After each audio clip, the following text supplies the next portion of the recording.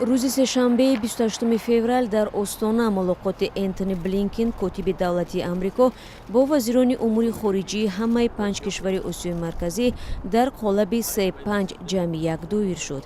Дар ин ҳамоиш ба масъалаҳои марбут ба тақвияти ҳамкориҳои иқтисодӣ, энержӣ, муҳитзистӣ, инчунин ҳамкориҳои Амрико ва кишварҳои Осиёи марказӣ дар бахши амният таваҷҷӯҳ шуд. ҳамзамон ҷонибҳо ба вазъи Украина ва Афғонистон низ дахл хоҳанд кард. нишасти вазирони мавсум ба S5 ҷамъи як аз соли 2015 баргузор мегардад ва ин як маҳфили кориест ки барои баррасиву ҳамоҳангсозии барномаву нақшаҳои муштараки миёни Амрико ва кишварҳои Осиёи марказӣ таъсис шудааст. дар ин муддат Амрико дар умум ҳудуди $2 миллиард ба Тоҷикистон кӯмакҳо намудааст.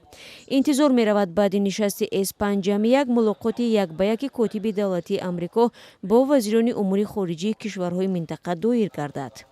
аснои вуруд ба Қазоқистон Блинкен бо раиси ҷумҳур ва вазири умури хориҷии Қазоқистон мулоқот кард. сафари Блинкен ба пойтахти Қазоқистон ва Узбекистон аввалин боздиди ӯ аз минтақа ба ҳайси дипломати аршад дар ҳукумати Байден мебошад. ин сафар ҳамагӣ чанд рӯз баъд аз солгарди ҳамла ба Украина сурат мегирад ки як нав озмоиши нуфузи Москав дар минтақа Қирғизистон, Тоҷикистон ва Туркманистон ба ҳисоб меравад. рӯзи сешанбе дар остона Блинкен бо раиси ҷумҳури Қазоқистон дидор дошт. Қосимҷомарт Тоқаев, ки дар моҳи ноябри соли гузашта дубора президент интихоб шуд, ошкоро ба даъвоҳои ҳудудии Владимир Путин дар Украина мухолифат намуд. мо аз шумову гурӯҳи кории зери раҳбарии шумо миннатдор ҳастем, ки имрӯз ҳамкоронамонро аз Осиёи марказӣ дар остона сарҷамъ кардед.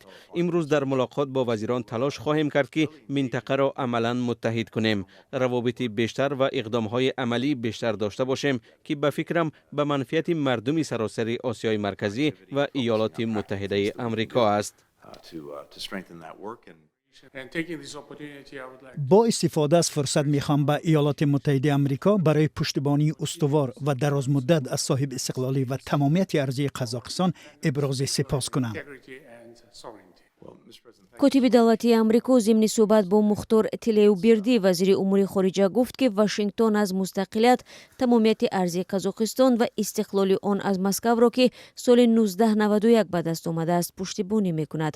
қарор аст Блинкен баъди мулоқот дар Остона ба шаҳри Тошканди Узбекистон сафар намояд.